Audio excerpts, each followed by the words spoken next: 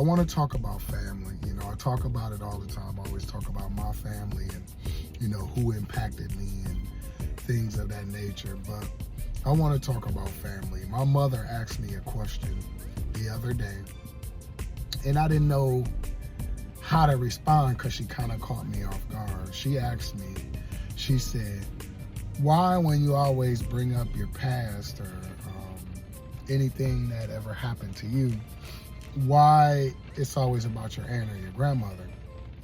And I stopped and I thought about it, and I didn't understand the response that I'm about to respond now because I had to think about it. And my response to that is, when you growing up, my mother's mother passed away when I was like 6 or 7 years old, so I really don't remember too much. Now, do I remember little things?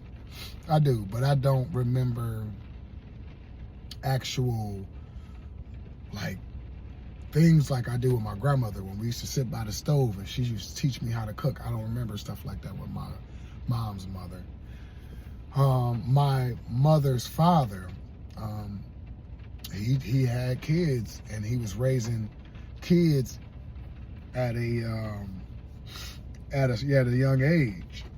I mean, he was younger, like 60s or something. He had more kids, 65 or something like that. I could be wrong, but whatever. But he was raising kids, so you know we would go over there, and the mother, the step grandmother, wasn't really keen to, you know, a lot of visitors. We used to go over there sometimes when it was like, you know, family reunions and dinner over there, stuff like that, but that was it. It wasn't no. So I really didn't have no relationship with him per se. Did I know him as I grew up? I would stop by here and there if I'm coming through and say, what's up, granddad, and leave. So it really wasn't no relationship. I had one favorite aunt, well, actually two, that I really was close to on my mom's side, which is two of her sisters. And they actually was Auntie Christine. She was my favorite aunt. Nothing personal with the other aunts. It's just, she was my favorite. And then I learned as I got older, my Auntie Maureen, she really didn't take to kids and stuff like that. But we got closer as we got older. So we was an adults and we could do what we want to do. And rest in peace, they both gone. I love and miss y'all, by the way. And I'm trying to think, you know, cousins and, you know, stuff like that I can remember. Yeah, we was all close to the same age, maybe, you know, 5 to 10 years apart. So yeah, that. But my father's mother had one biological child outside of my dad, which was my Aunt Carmen. And we were so close in age, we was 4 years, 5 years apart. So my mom used to take me there to my dad's mom's house, so which was my grandmother. And I used to continue to, as I was growing up, that's where I wanted to go. Nothing personal against the other side.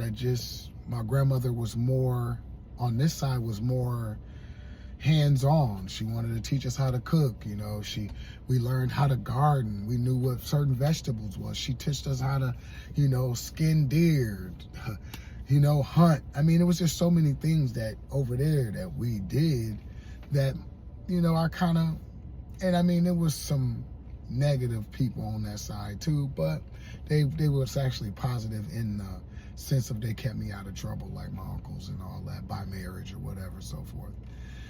But the answer to that question is, not only did you introduce me to them more, you know, like that's where you wanted to take me, or that's a lot of the times that's where I wanted to go, so you abided and you made me happy. But my point of what I'm saying is about family in a whole.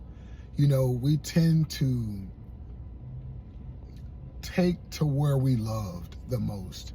Not saying that other side of the family don't love us, but they just don't generate the love that other side do. So you know, of course, I'm going to be more likely to talk about them because that's where the experiences is. That's where the heartfelt, that's where the tears. When me and my mom would argue, I would run to my grandmother or my aunt. Not bashing my mother, but just upset. She grown, I'm a kid, I got to do it. And that's what my grandmother used to say. You're not running anything, so I don't understand. You paying some bills over there, so you need to do what you got to do. So, but again, I didn't understand the question, but Mom, I definitely understand it now. And family is so important.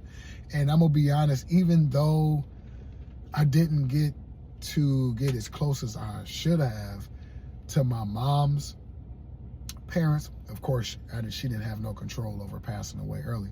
My grandfather lived later life, but I didn't have no control over it, of how, you know, his family was outside of my mom's, which was his kids. So I really didn't, you know, go to that. But again, my point is family is important, you know, and we tend to go where we feel more loved. Like, and I think that's what it was for me. I went more to where I was loved instead of outcast. I seemed outcasted over there.